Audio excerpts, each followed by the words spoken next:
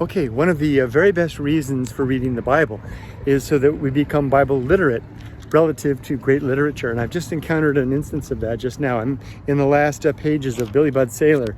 And there's a scene where the Master-at-Arms Claggart is gone to the Campton to basically describe Billy as a potential mutineer.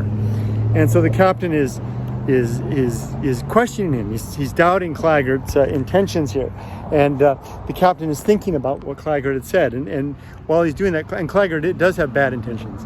Claggart is watching the captain's face, and here's what's described.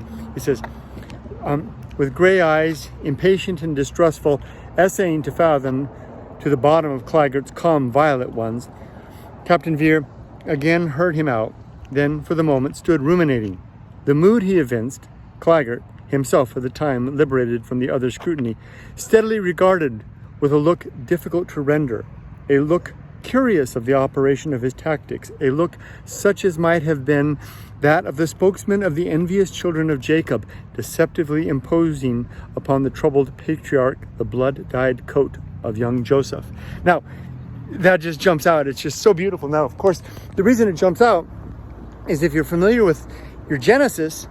Sorry, my surgery, I shouldn't have moved that way. I get too excited and it's very painful. Anyway, if you're familiar with Genesis, the story of Jacob, aka Israel, the man who wrestled with God, won and was given a new name. He had, I think he had 12 sons. His youngest son was Joseph, who was a favorite son of Israel, Jacob's, and went on to be sold into slavery and became, quite famous in Egypt, and went on to save the family and all of the Israelites in the end. But there's the moment where the jealous brothers, the 11 older brothers, decide that they're going to kill him. And I think it's Judah. Is it Judah who says, let's not kill him, let's sell him into slavery. We'll make some money in the process. And they do.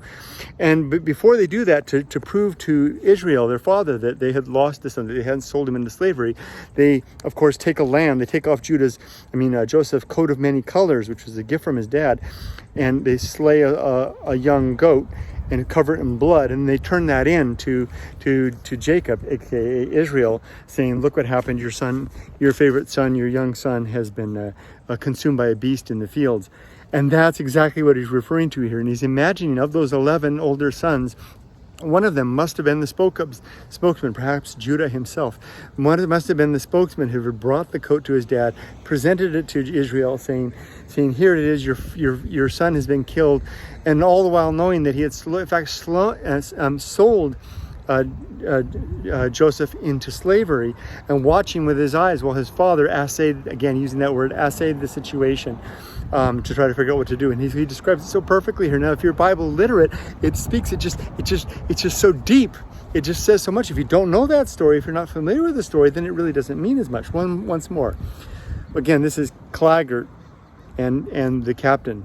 With gray eyes, impatient and distrustful, essaying to fathom to the bottom Claggart's calm violet ones, Captain Vere again heard him out, then for the moment stood ruminating.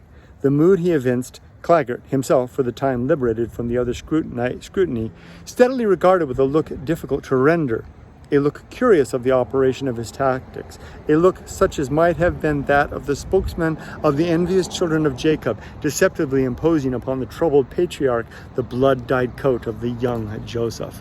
Beautiful writing. Oh my gosh. That's it's really beneficial if we're going to enjoy good Western literature, English literature, in my case, to really study the Bible forward and back, in and out, to really get all that placement of a beautiful biblical reference. Take care.